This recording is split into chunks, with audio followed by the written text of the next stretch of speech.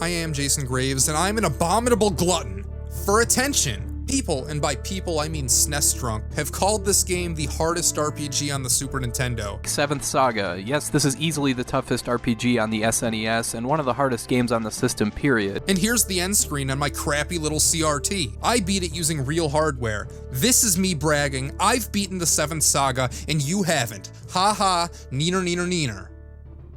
Unless you have, in which case, leave a comment, leave a dislike, leave a like, and then bask in your own glory. When we're talking about traditional JRPGs, of which this is, what does the term difficult really mean? If it means balance issues, well, that's true. This game does, in fact, have balance issues. Oftentimes, enemies will become markedly more difficult without increasing the amount of golden EXP you receive. Somehow, the speed stat dominates. If you're underleveled in an area, oftentimes doing enough damage isn't the problem.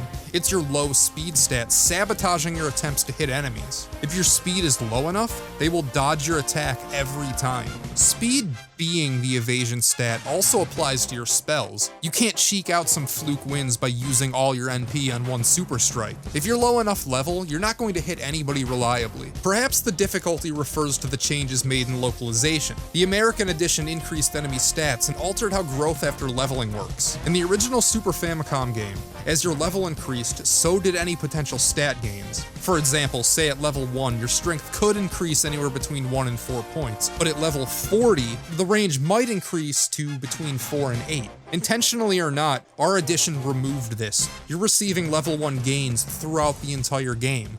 I can't fool you though. These things do contribute to the difficulty, but that's not what I, or SNES Drunk, or anyone else on the internet, or in real life, are talking about. When anyone claims this to be the hardest anything, what they really mean is that it's the game with the most level grinding.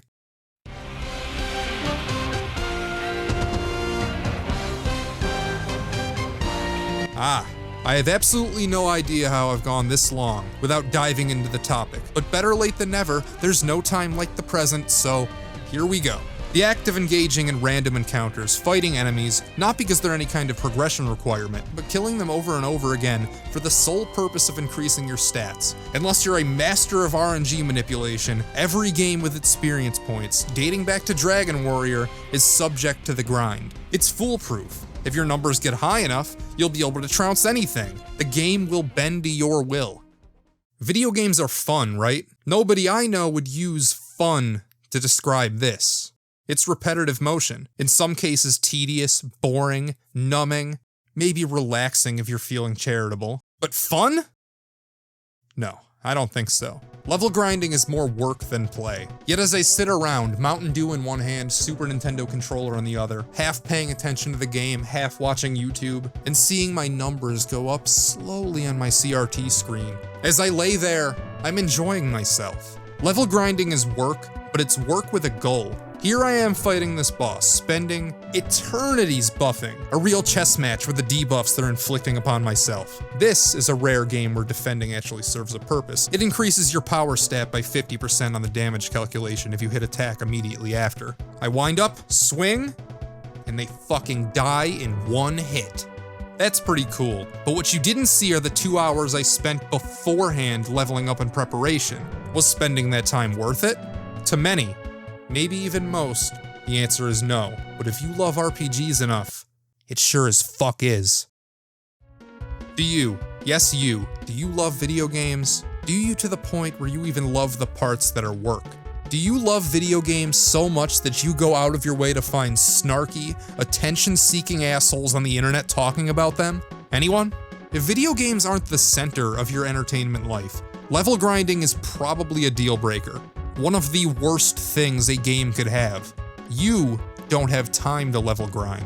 It's just something that gets in the way. Do you consider level grinding an irritating obstacle, or a rewarding mechanic that gives you tangible results for spending time in the game? Do you kill time with video games, or do you kill time in order to play video games? The 7th Saga is a good game depending on who you are. If you're one of the 2 people who knows me in real life and watches these, first off, hi, and second, no, the 7th Saga is not for you. But if you don't know me in real life, first off, that's a little weird. Don't watch strangers on the internet. And second, there's a chance you may enjoy this game. You could call the 7th Saga difficult, but I'd call it rewarding instead. The game builds itself around level grinding. You can play it one-handed. Oftentimes, the first building you'll come across is the inn, which is not only where you heal, it's where you save. Dying is handled Dragon Quest style. You lose half your gold, but keep your experience. Equipment in this game almost does not matter. Your experience is magnitudes more beneficial than gold. It encourages you to stay out until death, climbing weird dungeons you might not know the significance of yet. It's also not the kind of game where you can mash A and expect to win. Every battle, even at the proper level, is an endurance. You're going to need to master the buffs and debuffs, know what your spells do, know what your items do, not just against bosses, but against every encounter.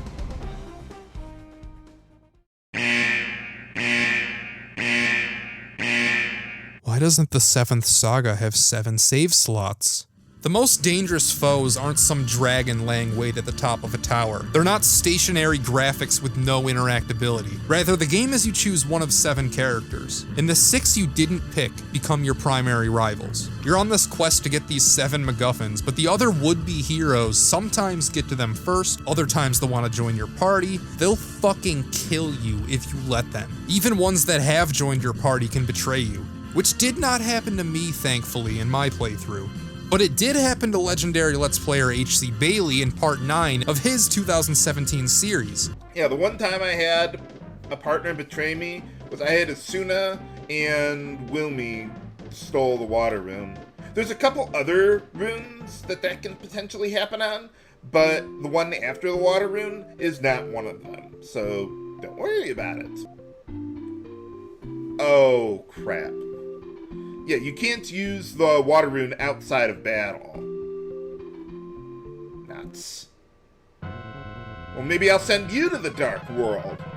Keep up the great work, HC. After an epic battle inside an inn where I murder a rival in cold blood for his rune, a nearby NPC can only say, "Oh, won't somebody please think of the children?" Before wrapping this up, let's talk about the plot briefly, because even though it doesn't matter, it is slightly interesting. Only slightly. King Lamel gathers 7 warriors, each one representing a traditional JRPG class. He trains them for 5 years, and yes, despite fucking training for 5 years, you do still start at level 1. Womp womp. He sends you out to bring him these 7 runes scattered throughout the world. In the most obvious twist in the history of fiction, yes, the king is evil and wants them for nefarious purposes. It turns out he lost a battle for world supremacy 5,000 years ago and wants to go back in time for a rematch. His plan works. Kind of. You get sucked back in time with him. In the past, you meet the guy who originally defeated our villain, except he just lost the rematch and is speaking to you on his dying breath. So you go out, have some adventures, and kill the main bad guy.